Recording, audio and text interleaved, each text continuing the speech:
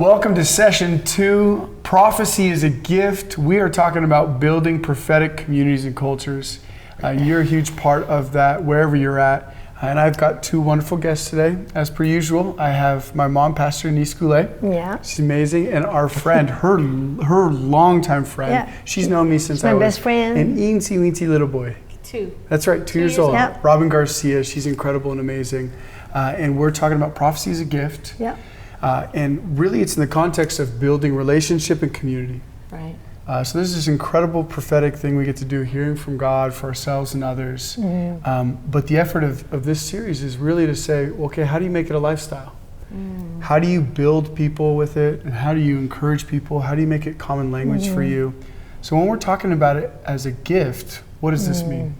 It really means that God gave us gifts and other things to help us live on this earth and to bring heaven on earth, to represent Him, to be ambassadors, to love people, to help people, to live out their calling or destiny and really finding out who they are.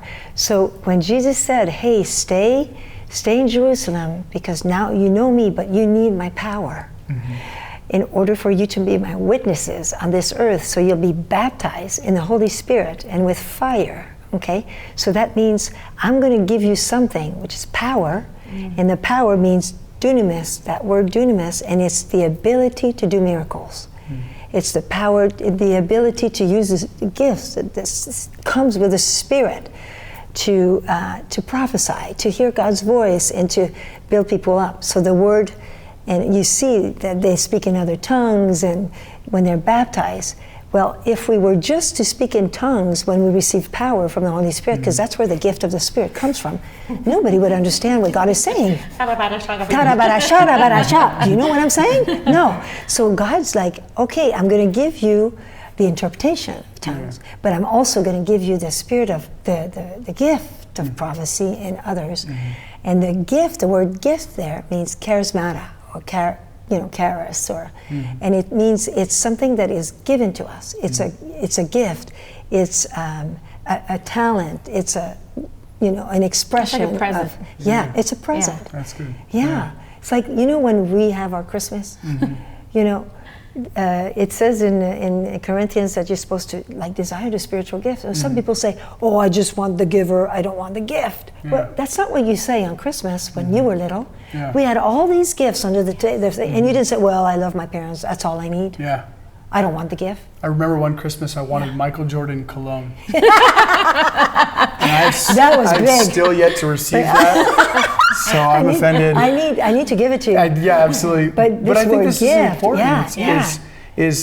Because I think that sometimes we make hearing from God for others Yes. something that doesn't come across as a gift. Yeah. I think for me, when you talk about gifts and unwrapping them, I love getting gifts.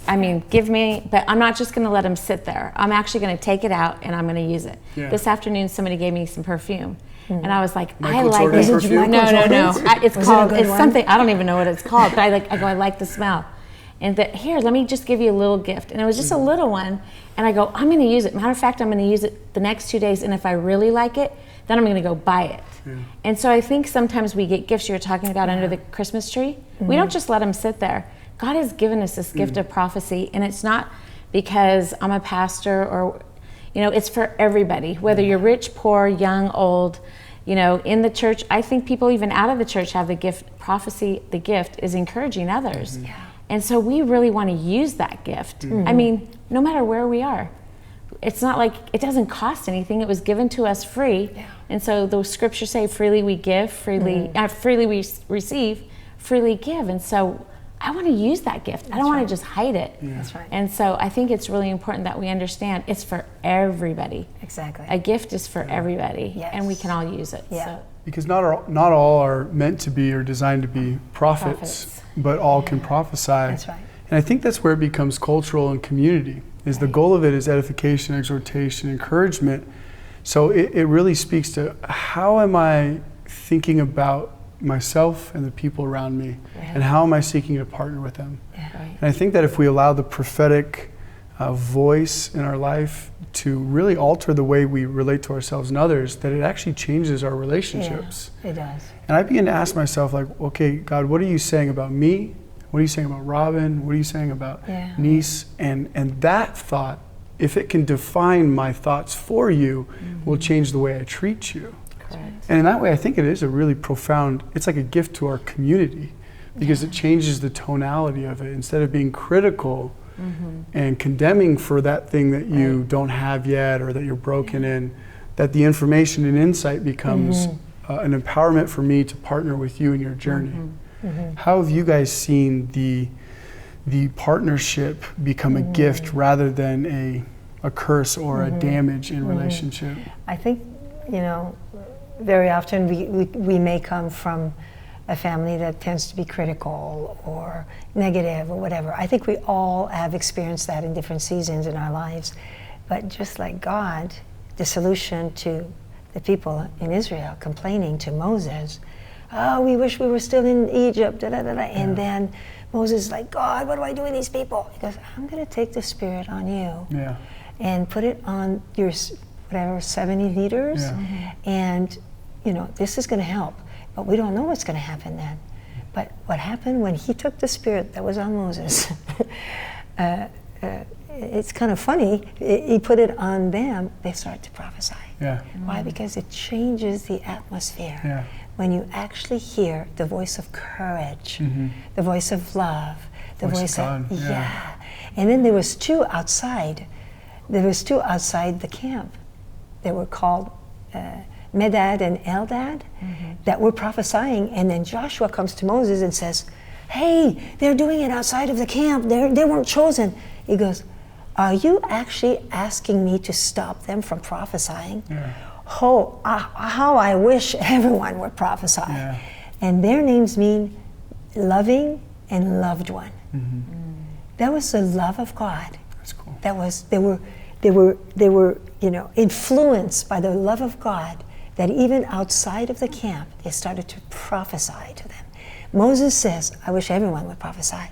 And Paul says that you may all prophesy. Come on. Now the prophet is a calling. That's a different thing. In the prophetic ministry, the word itself that you give is the gift to the person. When it comes to the five offices or whatnot, fivefold, the pastor, the evangelist, apostle, prophet, and teacher, the person is a gift. So when we have prophetic conferences and the prophet comes, they're the gift. And what for? To equip the saints until there's unity.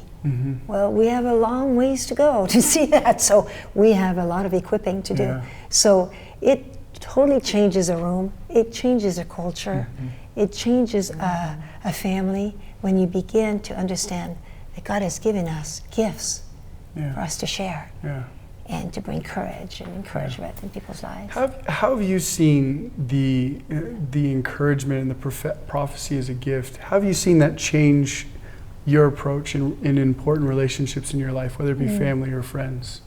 I would say just being active in it. I was thinking, even coming here today, my dad had given me this ring, and it was like a gift from him, and I love this ring. And it was something that it was tied to my mom, and I was thinking, wow, this is such a beautiful thing. And it was from my dad and his new wife. And I thought, I could have rejected it because it actually was something that was of my mom's, but he did a replica of it. And I thought, wow, this is really incredible. But I thought, I'm just going to prophesy with this. And so she said, I saw this ring that you got, and I wanted the same thing that you wanted because of the value that it meant to you, because of what it meant to you in your life. And I was like, wow. So I began to just encourage her and say, you know what, I want to share this ring. Not that we're sharing the same ring. She had one made just like me for her. And it was because I spoke so well of this little gift. But then I began being able to prophesy into my dad's wife's life. And so in practical, it was kind of hard because she's not my mom. I love her because my dad loves her.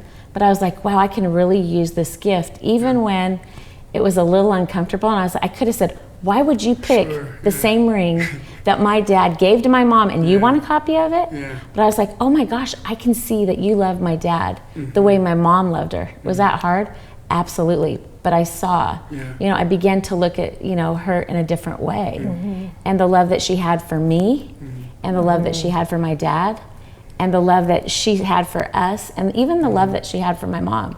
So me using the gift of prophecy, just a simple, ring that was going to go on my finger, how it blessed her as well. So to me, it was really, really cool. But I like using the gift even in the community, not just in like relationships, like friendships, but even going into the community, going into a restaurant and just encouraging the waitress and loving on her and just speaking life over them. I love that. I think that outlines that the gift doesn't necessarily outline the easier road. Right. Or even a comfortable road. Yeah. Because that's a harder road for you to It walk wasn't. than just rejecting or not accepting or kind of distancing yourself. And I really feel like the Lord brings us down a journey of growth. Yeah. It doesn't, and His voice is a gift to us because it supplies courage on that road. Yeah. But the journey for the Israelites from Egypt to the wilderness to the Promised Land was riddled with dangers, risks, uncomfortable scenarios, even being hungry at different places. Yeah. So I really see that from all the things you're saying, and I want to encourage you that the prophetic is a gift, not because it outlines the easiest road or the most comfortable road, but because it supplies all of the things you need required for the journey that God has designed for you. So I would encourage you from everything they're saying and what I'm saying to boldly pursue the voice of God and seeing His voice and the road He's laid for you as a gift and trusting Him that He will give you all that you need for that journey.